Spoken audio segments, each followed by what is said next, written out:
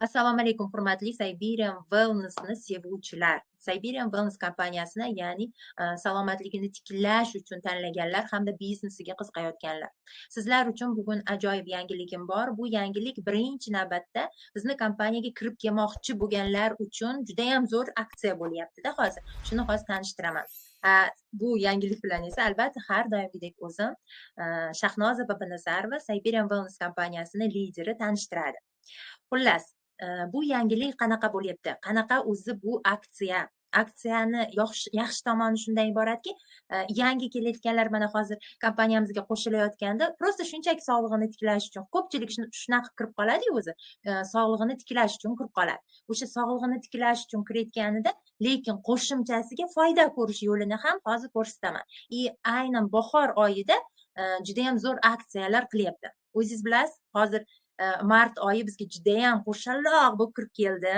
Avvalo hammani Ramazon oylari bilan tabriklayman. Plus еще qo'shimchasiga hozir bizni xotin-qizlar bayrami ham qo'shaloq bo'lib kelyapti. Aynan ro'za Ramazon kunlariga to'g'ri keldi. Undan tashqari esa Navruz bayramimiz ham bor. Ko'ryapsizmi, bu oyning ichida juda ham ko'p bayramlar xullas kalom. Shu bayramlardan foydalangan holda qo'shimchasiga yangi kompaniyamizga qo'shilayotgan mijozlar uchun ham ajoyib aksiyani ham kompaniya qo'shib qo'ydi, qarang. O'zi kamda 3 tasi jup bo'lsin dedi o'xshaydi-da, shunaqa. Mana bu bizni yangi aksiyamiz. Bahor formulasi 100% ga deb ataladi.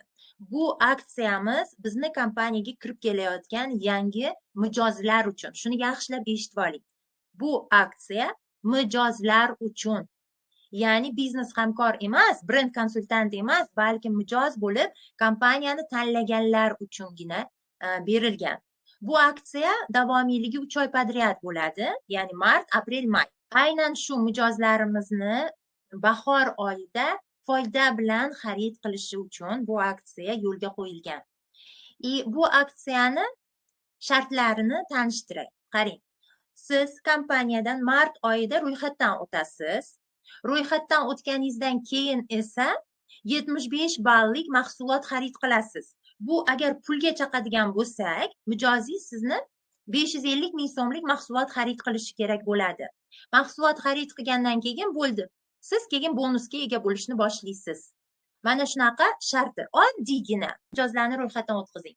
Chunki mijoz ro'yxatdan o'tsa, birinchidan u o'zini xarididan foyda olishni boshlaydi. Mana aksiyalarimizda qatnashadi.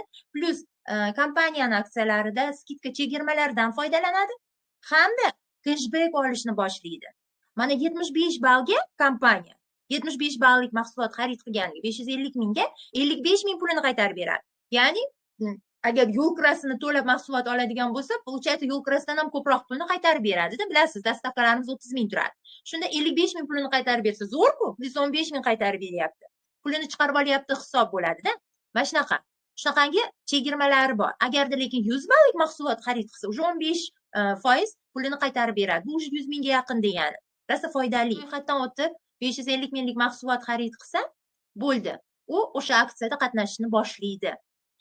Buni yana u bonuslaridan endi gapiray. Bonuslari qanaqa bo'ladi? Mana birinchi oy ro'yxatdan o'tdi, mart oyida mahsulot xarid qildi. Birinchi oyni yopganida unga 150 minglik nabor chiqadi, sertifikat chiqadi. U sertifikatni mana qizil bilan yozilgan, ko'ryapsizmi? 60 ming, attiga 60 minglik to'lab oladi. Qarang. Shunda hisoblaylik-da qancha bo'ladi? 90 ming tekinga mahsulot keladi. Zo'r-ku. Mijoz mahsulot xarid qildi 550 mingga, plus cashback 55 ming qaytib keldi. Endi hisoblayvering. 550 mingdan 55 minglik mahsulot qaytib kelsa, уже 495 ming bo'ladimi? 495 ming foyda. O'zi nima deydi? Arzonroqqa tushgan bo'ladi, olgan xaridi. Plus esa 150 ming qo'shimchasiga mahsulotni attiga 60 mingga xarid qilib oladi. Получается, уже yana 90 ming qo'shimchasiga tekinga mahsulot oladi. Ko'ryapsizmi?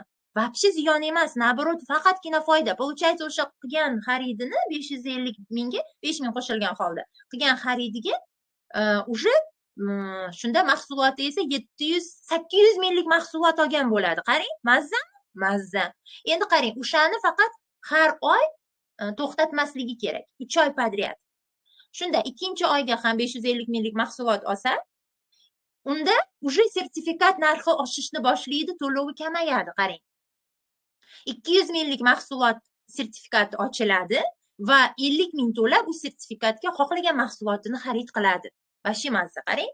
3-chi oyda ham 550 minglik, ya'ni 75 ballik mahsulotga yana xarid qiladi va unga yana sertifikat ochiladi va bu yerda esa sertifikati 275 minglik bo'ladi.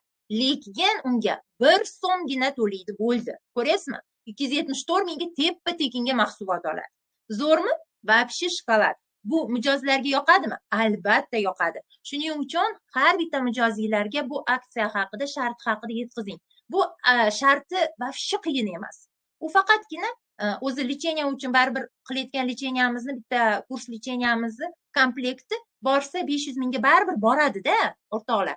Shuni 75 ballga aylantirib 550 minglik qildirgizsangiz, misol, общий qilib qildirgizsangiz, choymi biron nima qo'shibda deylik, qilsangiz, u naborot zo'r sertifikatga ega bo'lishni boshlaydi. Hamma ham xohlaydi, hamma ham yaxshi ko'radi tekin mahsulotlarni. Misol uchun, agarda siz odamni ro'yxatga o'tkazmoqchi bo'lsangiz tagingizdan, lekin u martda emas, balkim aprelda kelib qoldi. Aprelda kelib qoladigan bo'lsa, hech qisi yo'q. Aprelda kelsa ham bu o'tadi. Faqat u apreldan boshlaydi-da. Shunda aksiya o'sha kuchi bo'ladi-da. Ya'ni shu 3 oyning ichida ro'yxatdan o'tkazsangiz farqi yo'q. Apreldami, maydami ro'yxatdan o'tkazsangiz, o'shandan boshlab 3 oy hisoblanadi. Aksiya o'shangacha davom etadi. Va 3 oy aytsa, oxirgi oy may bo'lsa, mayda kim ro'yxatdan o'tgan bo'lsa, o'sha ishda mayda may, iyun, iyul u kuchda bo'ladi. U o'zini mana shu sertifikatlarini, podarkalarini oladi. Tushundinglar-a? Shunaqangi formula bizda bo'lyapti. Zo'r aksiya mijoz uchun. Xullas, salomat bo'linglar.